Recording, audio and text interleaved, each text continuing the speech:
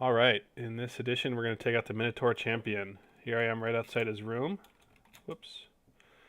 And you can see that he's there with two guards. Now, let me tell you about getting to him. He's about 100 steps away from the ancient crypt.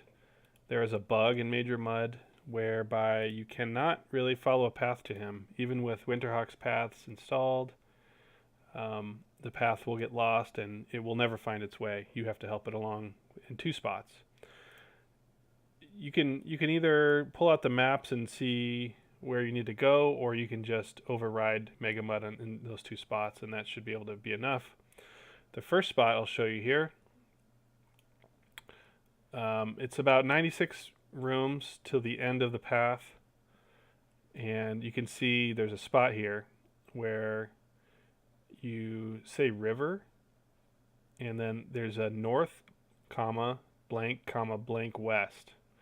And so from here, yeah, you have to actually go east. It's not clear how that is happening or what the script is supposed to do, and you can't really build a script to understand what to do here. So that's why the path will always get lost. That's the first spot. There's another spot as well, actually.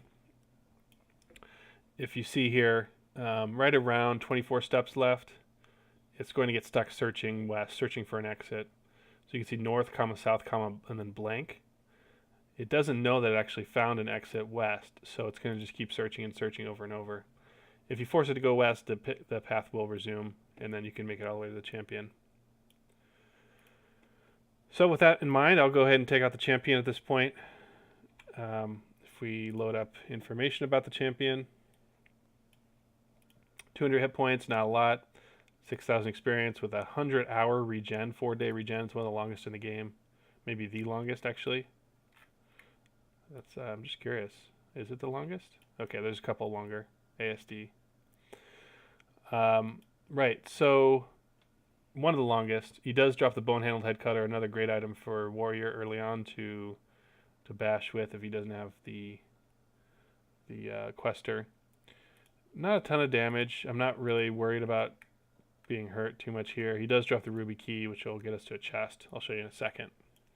So with that in mind, let's go ahead and get started. They do protect the champion.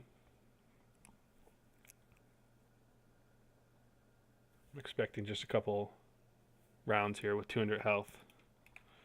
Of course, I'm taking out the guards first.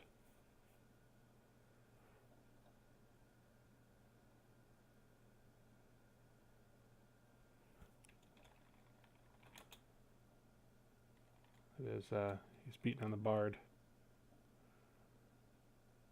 And here we are on the champ. He's already severely wounded after one round. One more round, I'm thinking. Here we go, we dropped the horn.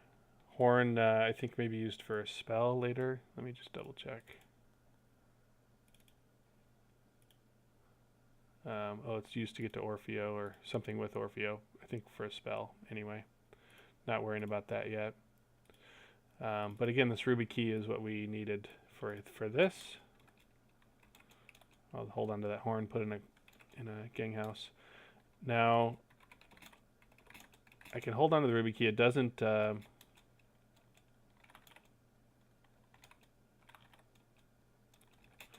doesn't go away. This is a weird chest because it's actually a monster chest. You have to kill. It's not something you open. The chest itself. Let's go ahead and load it up while it's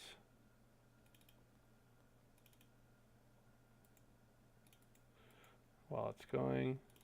Here's the chest. It's got 150-hour regen, just above the Minotaur champion. It does drop some really good stuff. Golden breastplate is the most important thing there for the cleric. Rosewood staff is a good mage weapon if you can't find the quester. Golden breastplate, like I said, is great for warrior. It's not level restricted. It's great plate armor. Golden broadsword we're just gonna sell, but that's a nice one to have as well. Decent damage per speed ratio. And Shimmering White Robes are the best priest item for a while. I don't have a priest in this game, but so I'll just end up selling it, I think. But yeah, really good priest item.